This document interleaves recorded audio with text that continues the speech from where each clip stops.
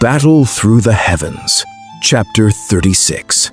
Xiao Yan reaches the 8th stage of Dou Qi.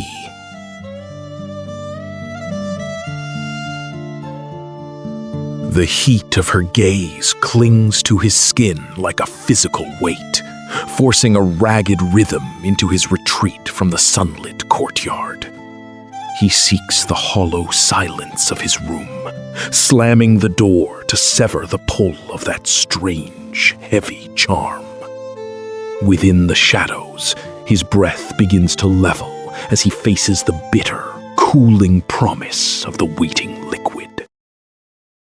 It was hard to imagine the usually graceful Schooner showing such a side of herself. Her posture and the look in her eyes carried a pull that hit Xiao Yan with a strange, heavy charm. He muttered under his breath about her being a little enchantress and bolted for the exit.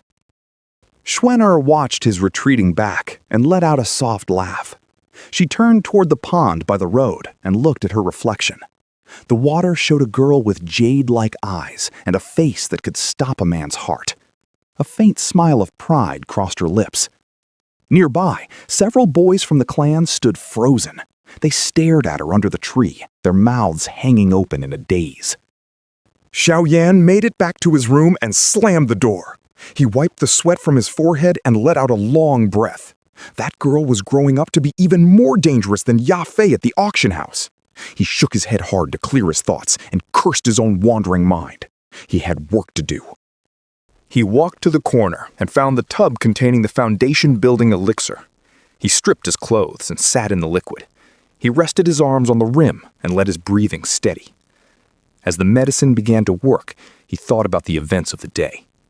Strength was the only thing that mattered in this world. He rubbed his temples. A cold, beautiful face appeared in his mind. It was Nalan Tanner. 2 years left. He spoke the words quietly to the empty room. He would find her. There was a chill in his voice that didn't sound like a lover's promise. He remembered the main hall and her arrogance. He remembered the way she looked down on him. He clenched his fists as the memory of that shame burned in his chest. Training couldn't stop now. That woman was high and mighty, but the leader of the Yunlan sect wouldn't have taken her as a student if her talent was a lie. Xiao Yan let out a deep breath. Thinking about her only made him more focused. He moved his fingers into a training seal and closed his eyes. The clan treated him with the same respect they had 3 years ago, but Xiao Yan stayed cold. He didn't show off.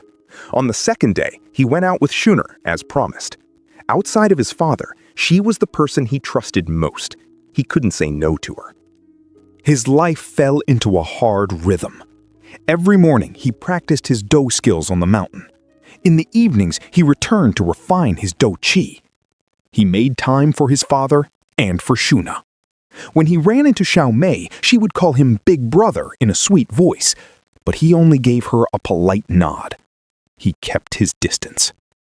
A month passed. The coming-of-age ceremony was only 7 days away. Xiao Yan was still stuck at the 7th stage. He wanted the breakthrough, but it felt just out of reach. 2 nights before the ceremony, something shifted. Xiao Yan was deep in sleep when he suddenly sat up like a man possessed. He didn't even stop to take off his clothes. He jumped straight into the tub.